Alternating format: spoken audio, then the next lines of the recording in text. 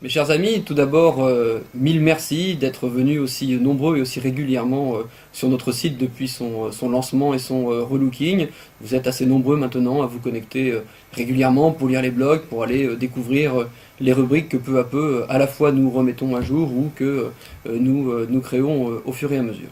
Nous sommes maintenant au mois de décembre, à quelques semaines, quelques jours même des fêtes de Noël et de fin d'année, et pourtant la morosité ambiante pèse sur les familles de plus en plus, avec une crise qui évidemment pénètre chaque foyer un peu plus chaque jour.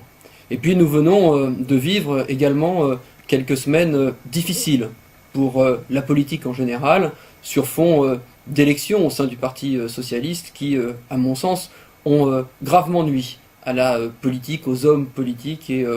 au sens pourtant noble de notre engagement, montrant ça et là davantage de querelles de personnes, d'ambitions personnelles plutôt qu'un dessein commun et la volonté de servir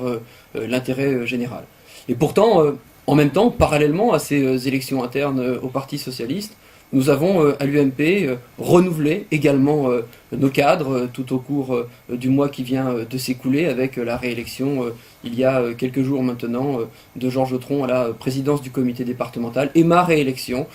modestement sur la première circonscription de l'Essonne avec un petit peu plus de 80%. Nous avons effectué ce renouvellement sans faire de bruit, parce que les Français ont peut-être d'autres sujets en tête aujourd'hui, mais nous l'avons fait avec le souci de coller évidemment à l'actualité, de coller aux évolutions des Français, de répondre à travers notamment le plan de relance du président Sarkozy aux attentes nouvelles de notre population, mais également du monde entier qui est en train de changer très très vite. Mais ce que je voulais vous dire à quelques semaines des vœux, c'est que dans ce contexte un petit peu particulier de changement, et même si les renouvellements des instances de l'UMP se sont faits dans la douceur et se poursuivront jusqu'au conseil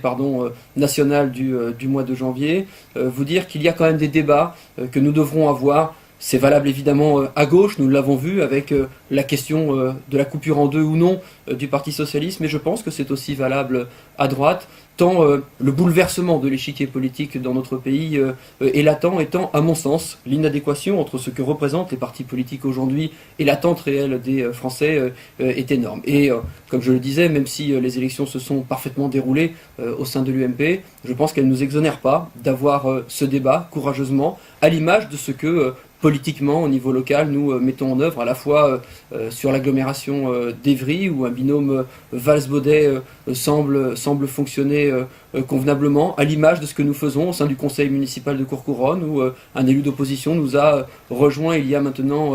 quelques mois, et avec lequel évidemment cela fonctionne parfaitement bien, parce que nous servons l'intérêt général, mais surtout parce que le socle idéologique a beaucoup évolué, et parce que finalement, si on s'intéresse sur ce qui nous rapproche plutôt que sur ce qui nous divise,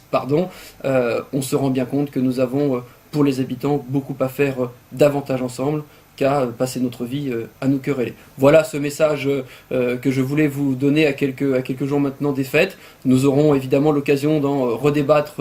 tous ensemble à la rentrée, mais je pense que définitivement, s'il est un sujet politique et philosophique important pour nous dans les mois qui viennent, c'est bien celui-là. À très bientôt.